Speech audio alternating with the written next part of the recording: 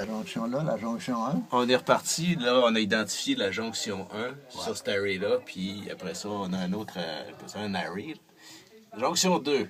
Ouais. OK. La jonction 2 est à gauche, la jonction 1 est à droite. Ouais, exact. Bon, l'étape suivante, à partir du moment que les fils sont identifiés, pour le moment, il faut les entreposer là. Et on arrive avec le panneau,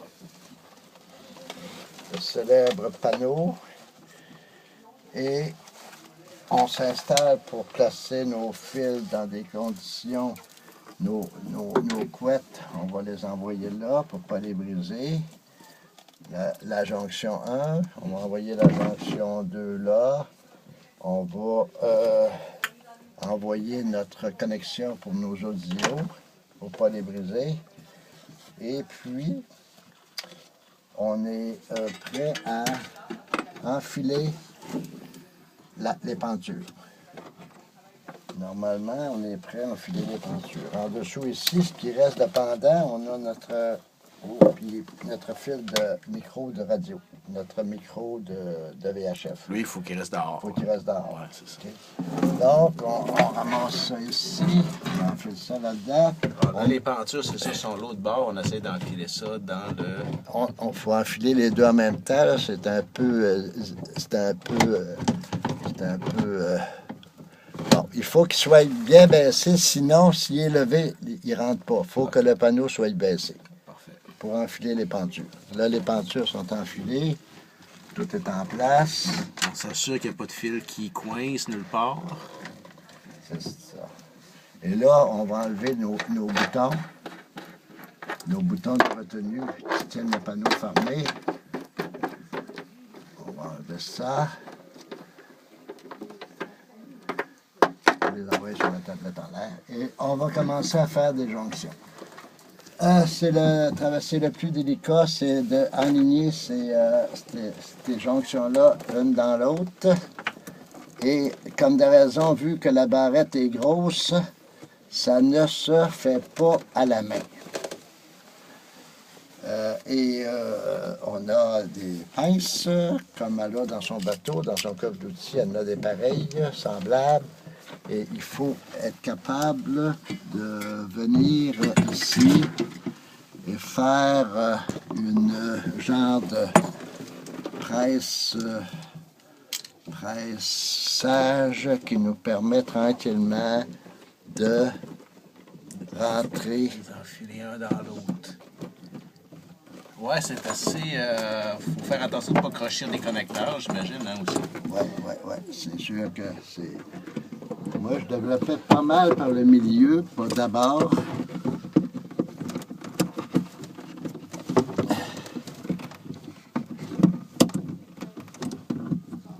Tranquillement. Rentrer. Hein? Est-ce que tu vois bien ce que je fais? Pas pire. Pas pire. Pas sûr. Pas. Il faut s'assurer qu'ils sont bien au fond. On prend à 2-3 endroits différents, puis on serre, puis on s'assure qu'ils sont bien au fond. Et le moyen pour les démancher, c'est de prendre un tournevis, l'insérer ici entre les deux, puis faire soulever ça tranquillement. Puis quand on a... Un tournevis plate. Ouais, un tournevis plate. Je pensais que j'en avais un de sorti, mais je ne le vois pas. OK, ouais, c'est ça, tranquillement, pour ne pas crocher des connecteurs de gauche à droite. Entre les deux rangées, là, juste au milieu, là, il y a deux pitons de ce bord ici, deux de l'autre bord, ça se sépare juste au centre. Parfait. Bon, là, ça, ces enfileux-là, c'est des contacts en argent, c'est des barrettes très dispendieuses qui valent à peu près 75 $ chaque. Et ils sont montés dans le... Ils sont la graisse diélectrique là, qui est installée, que j'ai mis hier, qui est installée là-dedans pour faire le contact. Là, si ça se démanche, avant de le remancher, faut-tu remettre de la graisse diélectrique ou... Ben là, si ça se démanchait par rapport à un événement que le bateau s'est rempli d'eau ou des affaires terribles, ben là, il y avait certainement mieux d'en remettre. Là. OK. Mais dans le moment là, il y en a dedans pour faire la job. Fait que là, on va refaire le deuxième. Fait que là, c'est la même chose, dans le fond, c'est la même procédure avec le deuxième set de connecteurs. C'est la même procédure. Et comme de raison, là, même si elle voudrait leur virer de bord pour leur rentrer, là, ça ne donnera pas les pins parce que les pitons ici sont trop longs puis ça pourra pas glisser. On a un membre de l'équipe Team Mylène qui vient d'embarquer à bord. Martin. Oh, toi, tu fais de l'enregistrement aussi? Oui, parce que Mylène ne peut pas participer à l'installation du panneau, fait qu'elle ne peut pas l'écouter plus tard. Ah, c'est bon. Je peux le voir, des fois.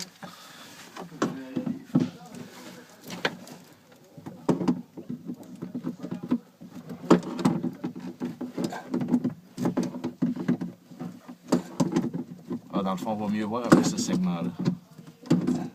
Même procédure. Même procédure. Okay.